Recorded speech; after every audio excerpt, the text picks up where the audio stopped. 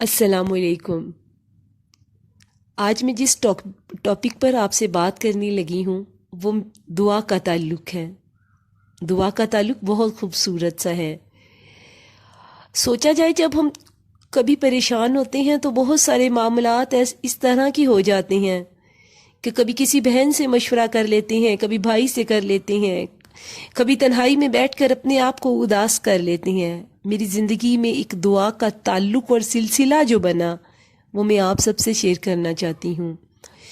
میری زندگی میں دعا کا تعلق رب سے بنا۔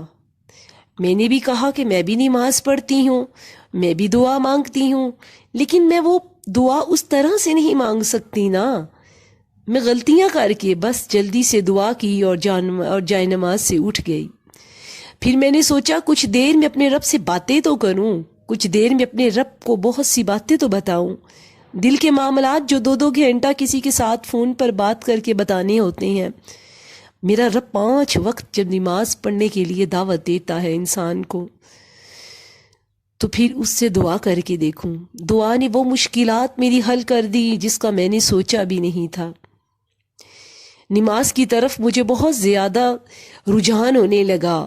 کہیں نہ کہیں میرے دماغ میں یہ بات چل رہی تھی کہ فلاں پریشانی ہے، اب نماز میں رب سے بات کرتی ہوں، رب سے دعا کرتی ہوں۔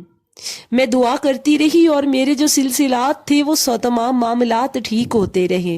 مجھے نہیں پتا کب میری دعائیں قبول ہونا بھی شروع ہو گئی۔ اسی لیے میں آج آپ تمام بہن بھائیوں سے یہ التماس کرتی ہوں، اگر آپ کو کوئی پریشانی ہوتی ہے، اگر آپ کو کوئی مصیبت ہو تو میری بات مانیں، 2 رکعت نماز نفل پڑھیں، اس کے سجدے میں سر کو جھکا دیں اور دیکھیں بن مانگے وہ کیا آپ کو عطا کر دے گا۔ ضروری نہیں کہ ہم منہ سے وہ لفظ نکالیں اور وہ دعا ہماری پوری کرے۔ آپ نے کبھی سوچا ہے کہ ہم کتنے گناہ کرتے ہیں؟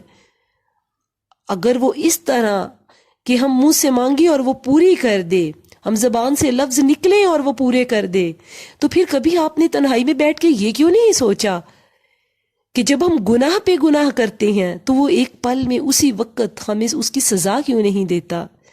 وہ تو رحمان بھی ہے، وہ رحیم بھی ہے، وہ بذات الصدور بھی ہے، وہ دلوں کے بھید بھی جانتا ہے، وہ یہ بھی سمجھتا ہے کہ میرے دل میں کیا ہے، میرے دماغ میں کیا چل رہا ہے۔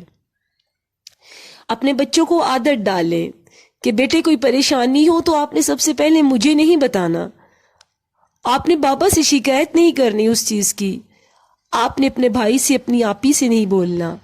بیٹے آپ نے سب سے پہلے جائے نماز کو ڈالنا ہے اور اس جائے نماز پہ آپ نے سجدہ لمبا کرنا ہے۔ جب آپ نے نماز پڑھ لینی ہے آپ نے سجدہ لمبا کرنا ہے، اور وہ سجدہ اتنی دیر کرنا، اشک بار ہو کے کرنا، اس سجدے میں اس چیز کو طلب کرنا۔ بیٹے یہ چیز رب تمہیں عطا کرے گا۔ یقین مانے جب ہم اس طرح تربیت اپنی اولاد کی کرنا شروع ہو جائیں گے تو مجھے نہیں لگتا کہ کوئی دعا رب ان کی رد کرے، مجھے نہیں لگتا کہ ان کی زندگی میں کوئی پریشانی آئے۔